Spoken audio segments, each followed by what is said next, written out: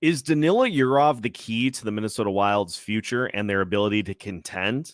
We discuss today on Locked on Wild. You're Locked on Wild, your daily podcast on the Minnesota Wild. Part of the Locked On Podcast Network, your team every day.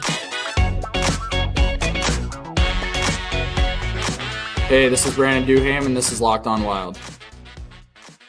What is happening, everybody? Welcome into another episode of Locked on Wild, your daily Minnesota Wild podcast. Part of the Locked on Podcast Network, your team every day. Thank you, as always, for making Locked on Wild your first listen each and every day. Make sure you subscribe on YouTube and your favorite podcast platforms so you don't miss any new episodes throughout the week. Today's episode of Locked on Wild is brought to you by FanDuel. Make every moment more.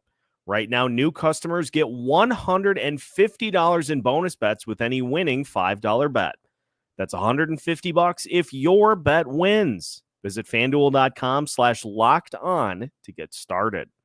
On today's episode of Locked on Wild, we go through the Athletics prospect rankings. We'll see what Scott Wheeler has to say about the best prospects in the Minnesota Wild's system.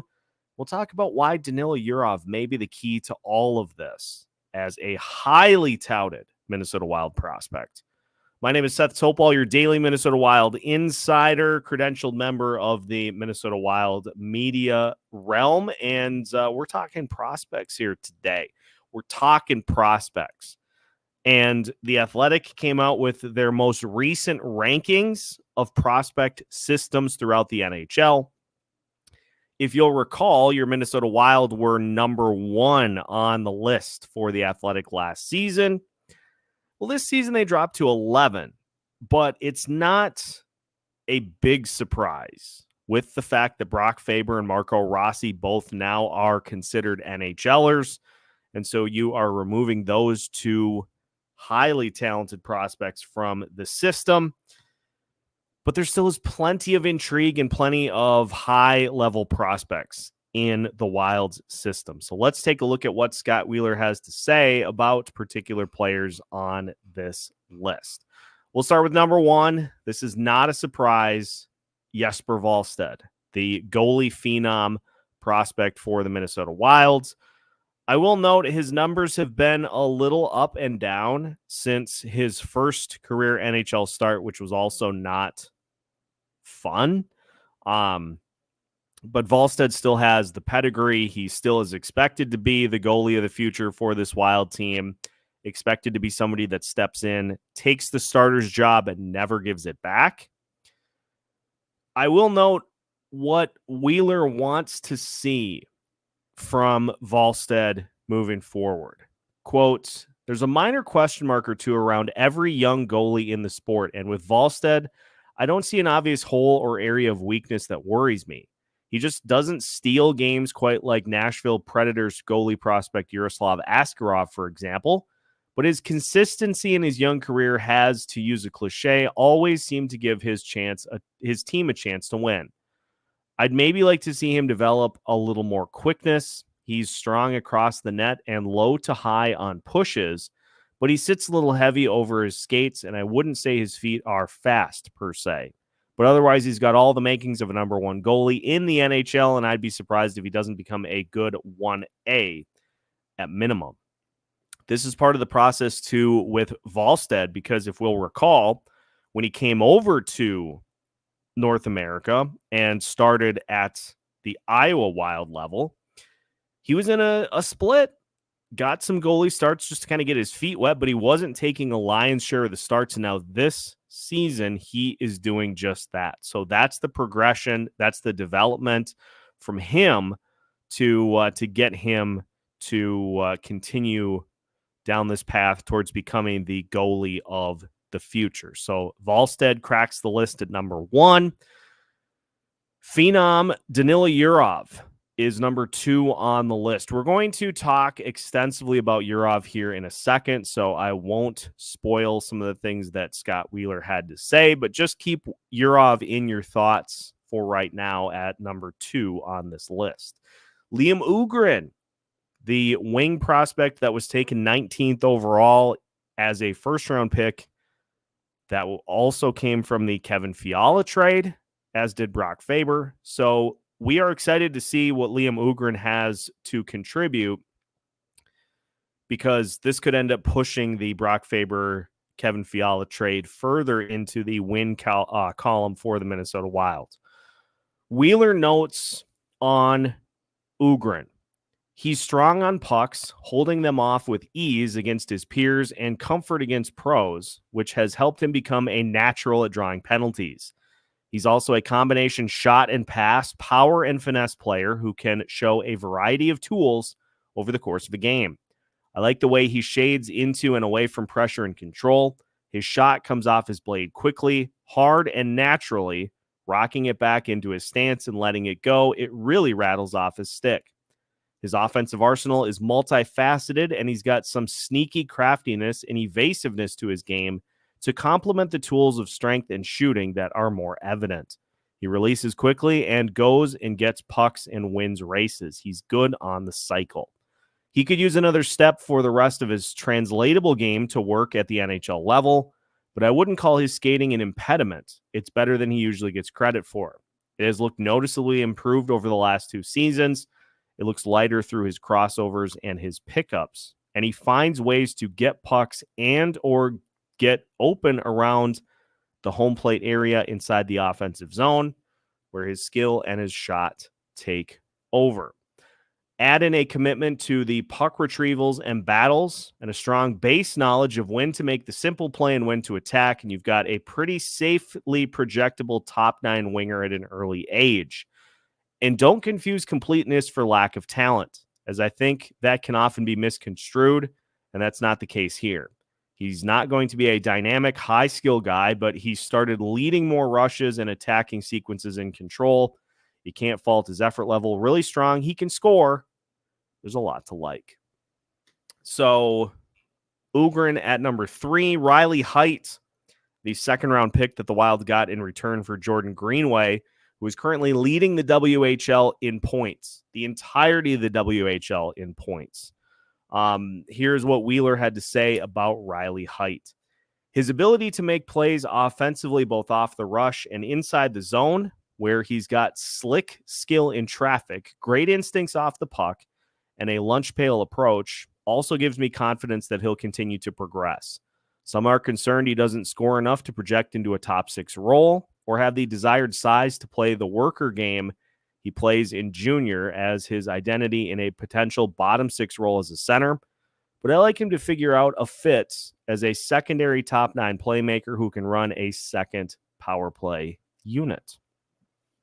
At number 5, Marat Kuznetsov. Wheeler says about Marat, he deserves a lot of credit for his early success at a top pro level too, because it's on the back of a game that earns trust.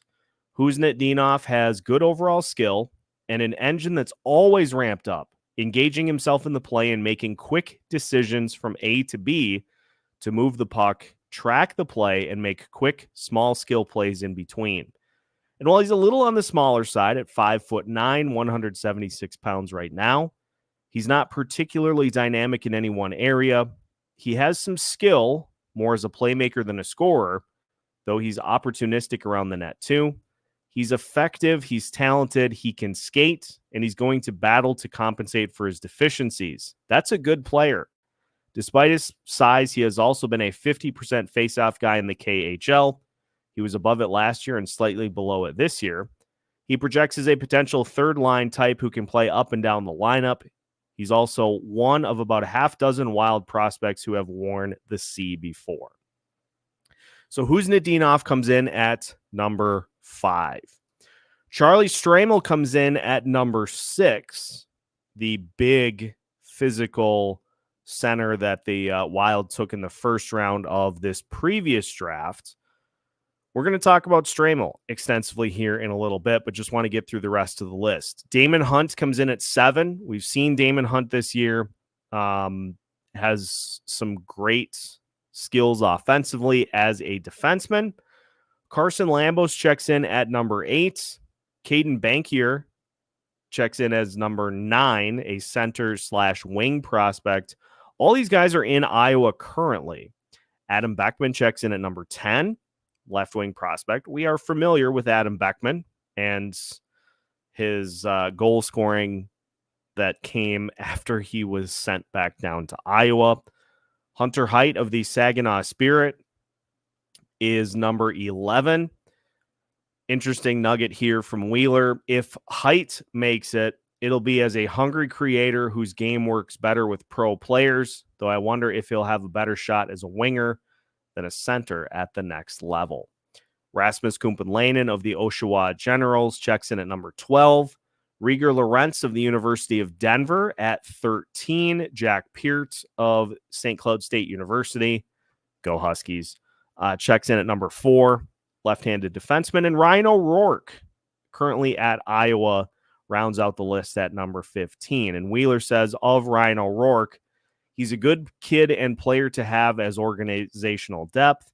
I think there's room for him to become slightly more than that in time, but he's already behind Damon Hunt and is probably a lesser priority than Carson Lambos, so it may be hard to get there. I could see David Spacek and Kyle Masters leapfrogging him on the depth chart and this list as well, and nearly slotted these two over him and Jack Peart for the final 2 slots here. Wheeler also tiers the Wild prospect system. The first 2 players, these are the ones that it's pretty set that they're going to become solid. Like, it's expected that they're going to become solid NHL contributors in Jesper Wallstedt and Danila Yurov. The next tier is Liam Ugrin, Riley Heidt, and Marat Huznitdinov, which has them pegged as more middle of the lineup contributors, but still NHL guys. And for the rest of the group, Charlie Stramel through Ryan O'Rourke, at this point, Wheeler has grouped them into kind of the, somewhere between the AHL and the NHL lineup guys. But again, a lot of these guys are young. You're talking 18, 19 years old, 20, 21. So there still is an opportunity for them to build into a bigger role in this Minnesota Wild organization. So there you have it. I want to spend the rest of the show keying in on 2 key prospects for different reasons, because there is a lot that is going to be put on Danila Yurov's shoulders. It may be that he is the key to the entire thing. And so we'll talk about Danila Yurov, what he brings to the table, and why he may be the one that Kirill Kaprizov is most intrigued by amongst Minnesota Wild prospects. All that coming up on today's episode of Locked on Wild after this. Today's episode of Locked on Wild is brought to you by Indeed. We are driven by the search for better, but when it comes to hiring, the best way to search for a candidate isn't to search at all. Don't search, match with Indeed. If you need to hire, you need Indeed. Indeed is your matching and hiring platform with over 350 million global monthly visitors, according to Indeed data, and a matching engine that helps you find quality candidates fast. Ditch the busy work. Use Indeed for scheduling, screening, and messaging so you can connect with candidates faster. Plus, listeners of this show will get a $75 sponsored job credit to get your jobs more visibility at Indeed.com/lockedon. Just go to Indeed.com/lockedon right now and support our show by saying you heard about Indeed on this podcast. Indeed.com/lockedon. Terms and conditions apply. Need to hire? You need Indeed. Today's episode of Locked on Wild also brought to you by FanDuel. Get buckets with your first bet on FanDuel, America's #1 sportsbook. Because right now, new customers get $150 in bonus bets with any winning $5 bet. That's $150 if your bet wins. Bet on all of your favorite NBA players and teams with quick bets, live same-game parlays, exclusive props, and more.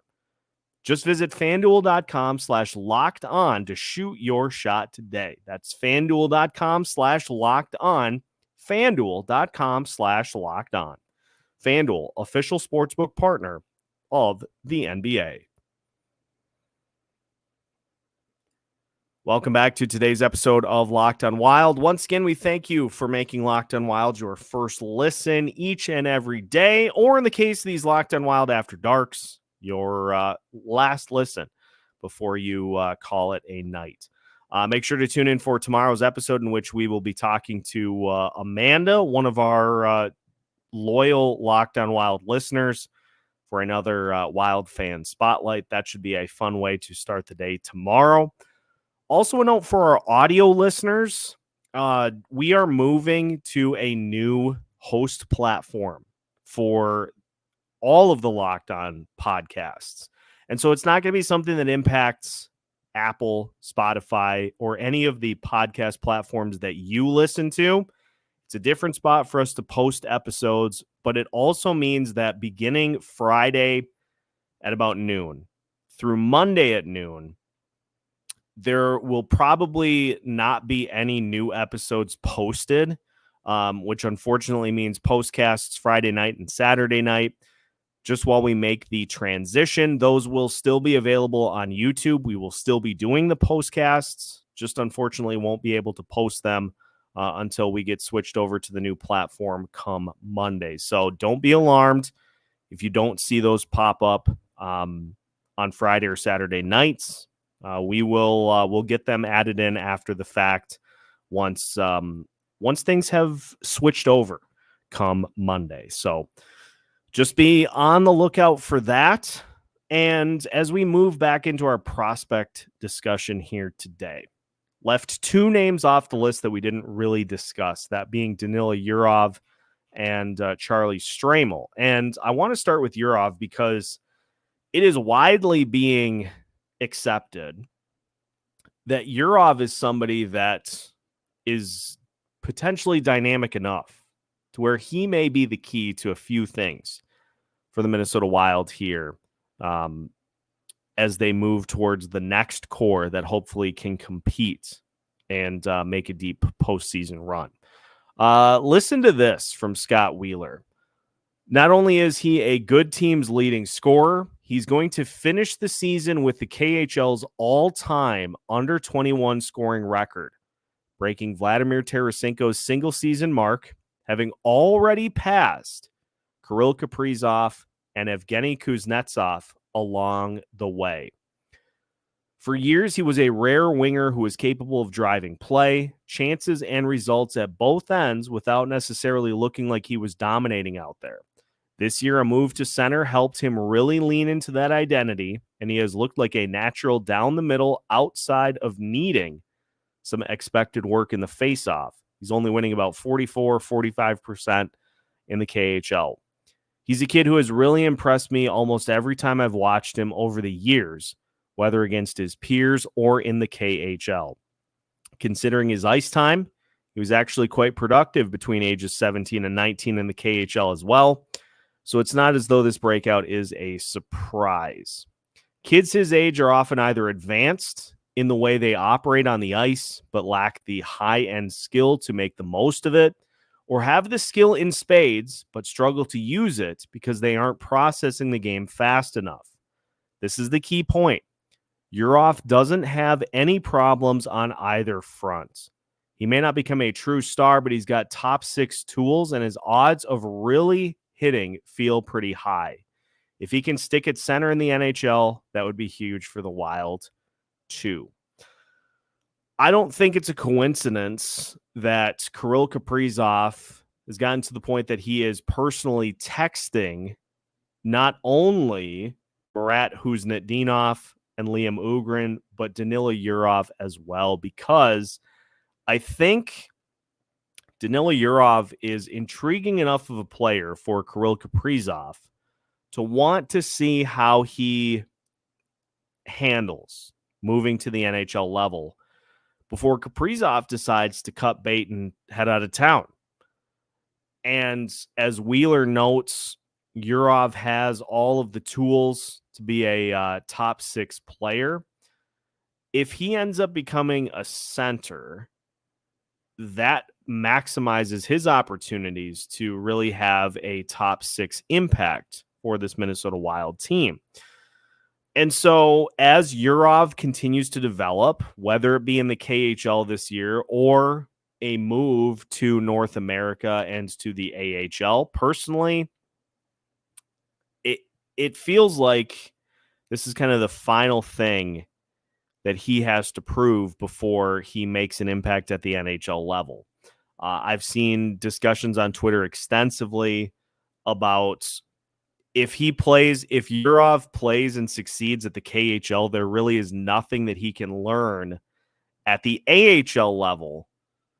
And so let's say Yurov does sign for one more year in the KHL, then I think you could make a real compelling case for him just heading right to the NHL once his contract is done at the KHL level.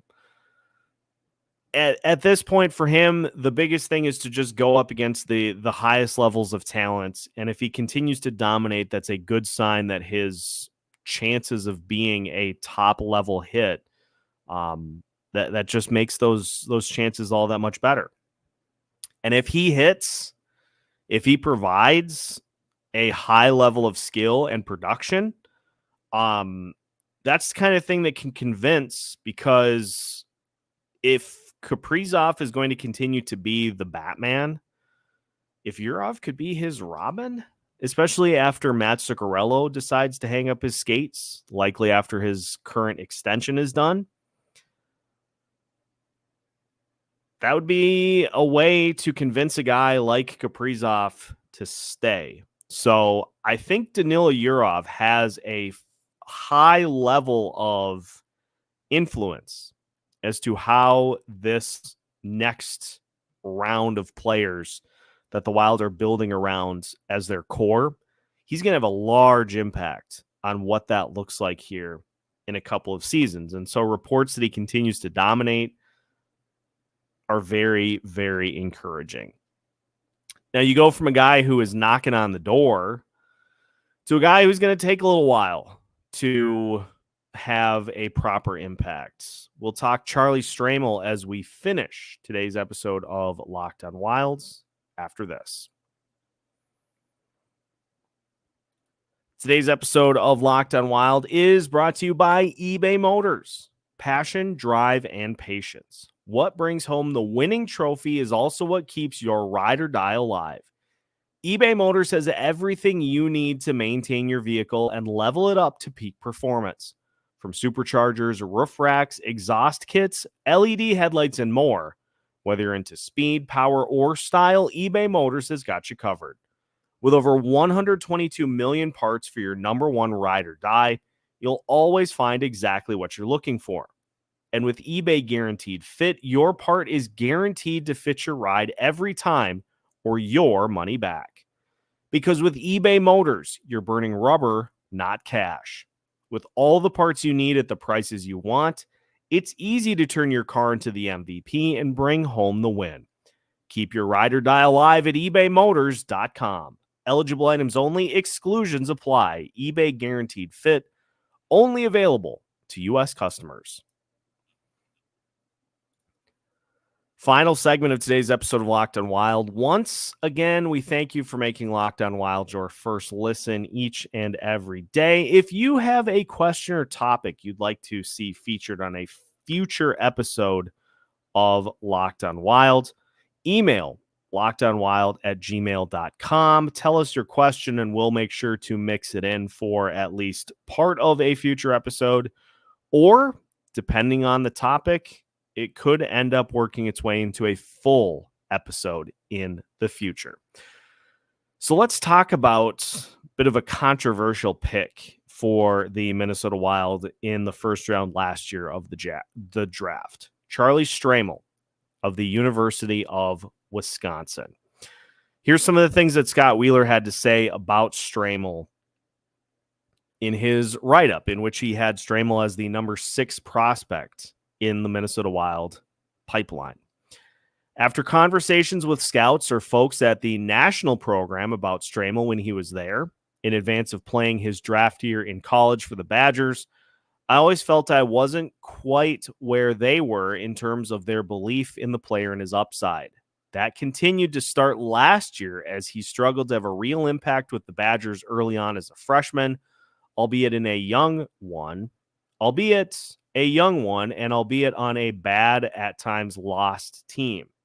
He started to come on before last year's World Juniors in Halifax, though. Then he was good in a bottom six role for Team USA and played quite well in college down in the second half, renewing the hope many had and belief in him that many had as well. That was encouraging enough for the Wild to take him at number 21 in the draft. He was number 37 on Wheeler's list. He hasn't looked like the first-round pick this year, though. Between early season injury issues and a struggle to assert himself, as he had in some impressive stretches against his age group coming up, and low-end production have made for a worrisome cocktail. Still, there are tools there to work with and push him along. Nicknamed Big Rig when he was at the program, Stramel is a heavy kid whose athletic, muscular build jumps out at you right away. His strength complements a competitive, physical, forechecking middle lane style that makes good use of his length and includes a hard wrister from mid-range. He can push into space. He's got decent hands when he pushes through the middle. Scouts were fascinated by his power forward style and size down the middle following a move to center from the wing position as a 16-year-old. I have questions about his talent level, processing, and pace, though. He too often looks like the third guy on his line. I don't see enough playmaking or sense, and he's a little sluggish from a standstill through his first few strides. Once he gets moving, his stride actually has good power, and he's a decent skater for his size on the whole. When he's around it, he can be a handful. But getting around it consistently enough at higher paces has proven to be a bit of a challenge, and his decision-making can look a little slow. He may become a good, hard, and heavy bottom six player at the next level in time, but that's probably a best-case scenario, and there's another scenario where he doesn't develop enough to get there. This is a case, I think, for the Minnesota Wilds in which they are hoping that you can add pieces to a physical frame that you just don't find all the time.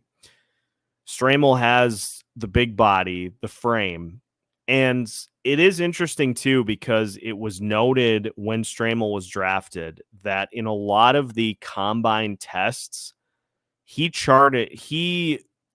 was off the charts in terms of his ability to handle different combine measures, just rated off the charts in a lot of those.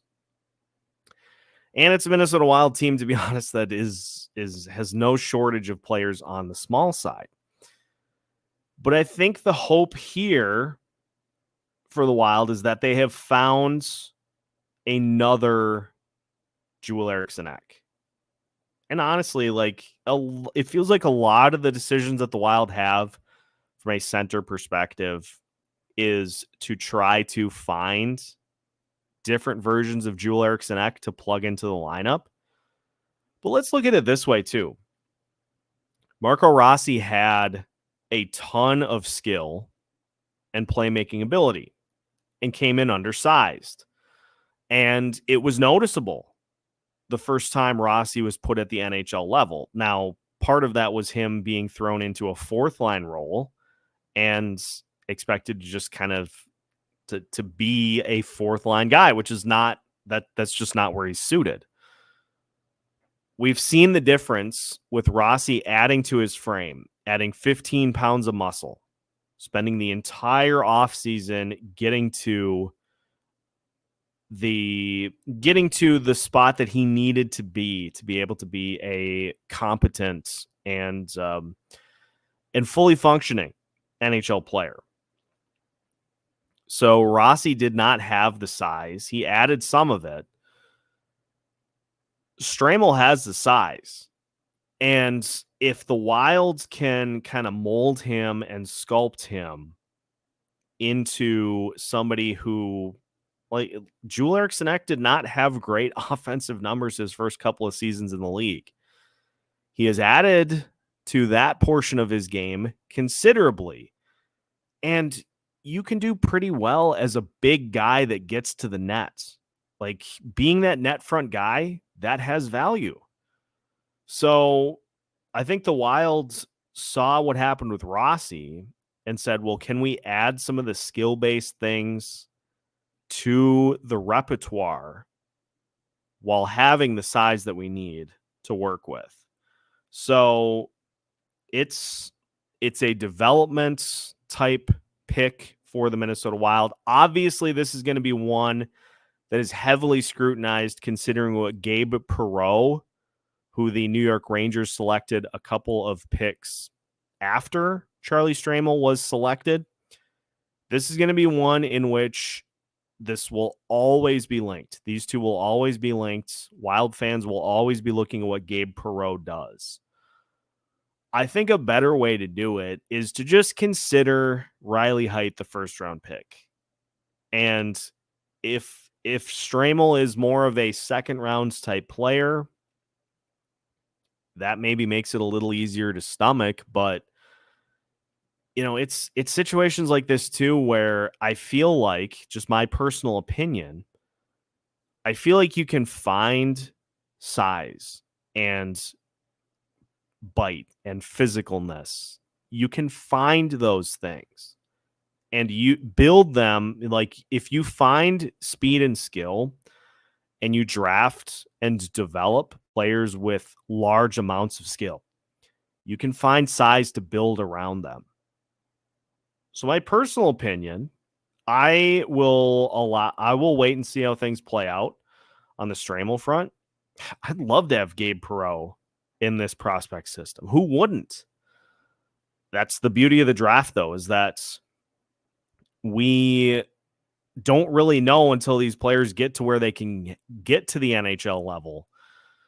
And if they have an impact, it's a great pick. If not, it will just end up in the long line of first-round picks that the Wild have had that have not panned out. There have been far worse that have not even remotely panned out by this franchise. It just does seem like Judd Brackett we are poised to see some of these picks that Judd Brackett has made within the next couple of years. And so we'll start to get a real good idea as to if all of the projecting and the prognosticating and evaluation of these kids, if they have the talent to match, then the Wild are going to be in a really good spot. That does it for today's episode of Locked on Wild. Once again, make sure to hit the like button before you head out for the night. Join us for tomorrow's episode, in which we will be talking to another one of our loyal Locked on Wild listeners, as Amanda will join us for another Wild fan spotlight. So you can tune in for that. It's coming up tomorrow for you as we get you through to the end of the week with a couple of big games on Friday night and Saturday.